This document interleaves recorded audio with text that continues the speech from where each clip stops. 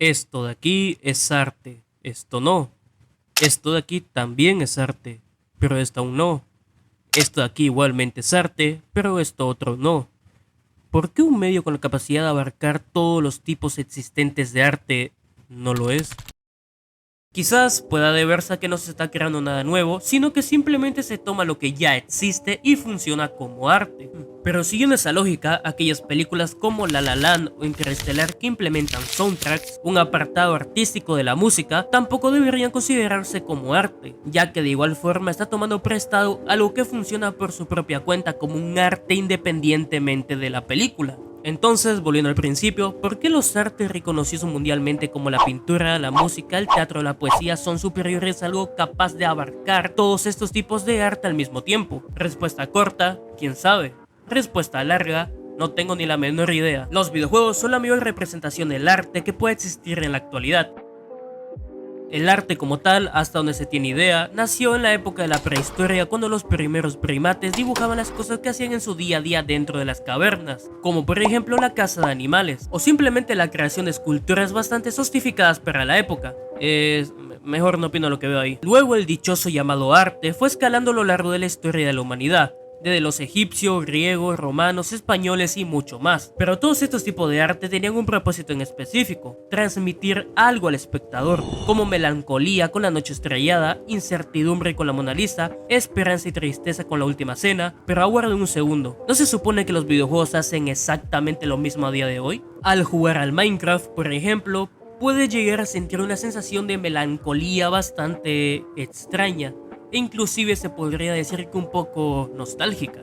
O también otro ejemplo, ¿quién no se puso triste cuando en The Last of Us Joel Miller pierde a su pequeña hija apenas comenzando el juego? O también en Red Dead Redemption 2 cuando Arthur Morgan se encuentra al borde de la muerte y este simplemente se acuesta asimilándola mientras observa el hermoso y bello paisaje del fondo. Esto mientras es acompañado con una hermosa melodía del juego. O también cuando estás con una partida de League of Legends y te dan ganas de saltar por una ventana. Uno de los argumentos más utilizados para separar a los videojuegos de lo que es reconocido como arte es porque este es un medio principalmente comercial, en donde importa más el dinero que genera un videojuego que transmitir un mensaje hacia el espectador. Ya te vi, Nintendo. Pero poniéndonos en ese caso, ¿qué pasa con las películas como El Padrino o Sin Lugar para los Débiles? Obras aclamadas tanto por la prensa como por el público, pero que de igual forma no dejan de ser un producto comercial. Si el argumento principal es que el propósito de un videojuego sea el económico y no el artístico, entonces ¿qué sucede con las obras acabadas de mencionar? ¿Que acaso tampoco son arte? Aunque bueno, quizás se pueda deber a que cosas como la pintura o la poesía fueron creados por una sola persona y luego han decidido ponerle un precio por su obra maestra. Pero siguiendo este patrón, también en el mundo de los videojuegos existen aquellos que son conocidos como los videojuegos indie, que son juegos desarrollados por muy pocas y hasta inclusive una sola persona. El ejemplo más reconocido de todos estos, Undertale, un juego con una historia y banda sonora que sabe perfectamente cómo llegar al corazón de las personas que lo han jugado, y que sobre todo fue creado por una única persona,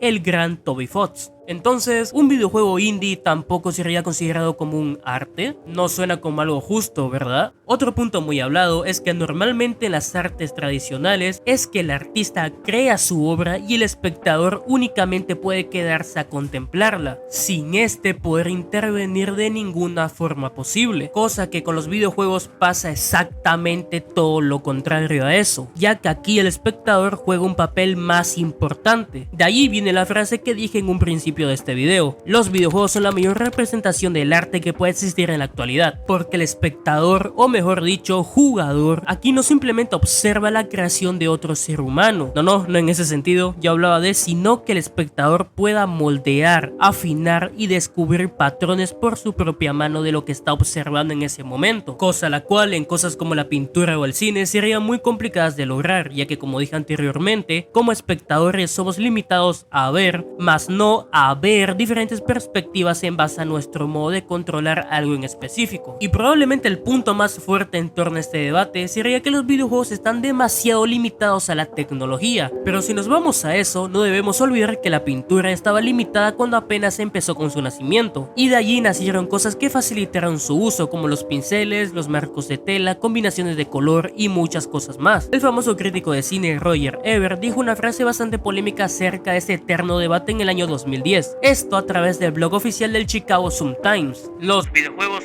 nunca podrán ser arte. Ahora veamos el otro lado de la moneda, y es que el famoso creador y director de videojuegos Hideo Kojima argumentaba lo siguiente: si una persona crea algo con todo su corazón, algo con alma, entonces eso es arte, defendiendo el hecho de que los videojuegos pueden de igual forma llegar a ser tan expresivos como el cine o la literatura. Pero hey, únicamente vimos opiniones de personas influyentes a favor de su determinado campo de trabajo. Pero ¿qué pasa cuando la contraparte también está a favor de esto? Pues el famoso director de cine Guillermo del Toro dijo una frase bastante reconfortante para aquellos que sí piensan que este medio también es un arte: decir que los videojuegos no son arte es decir que el cine tampoco lo es. Después de todo, nunca hay que olvidar que los primeros medios artísticos fueron rechazados en sus primeros años de creación. El ejemplo más claro de esto fue la fotografía, que tardó casi 100 años en ser acertada como un medio artístico. Entonces, tomando en cuenta esto y que los videojuegos nacieron de forma oficial en el año 1958, ya falta relativamente poco para que los videojuegos sean reconocidos como arte. O quizás no, la gente es demasiado terca a veces. Quizás la pregunta nunca fue si los videojuegos son arte, sino cuándo la sociedad estará lista para aceptarlos como tal. El cine, la fotografía, la novela y la música también fueron rechazados al inicio, y hoy son pilares culturales de nuestra sociedad. Los videojuegos están recorriendo exactamente el mismo camino, un camino que, si lo miras bien, ya está lleno de obras que nos hicieron reír, llorar, pensar y crecer como personas. Si eso no es arte, entonces, ¿qué cosa si lo es?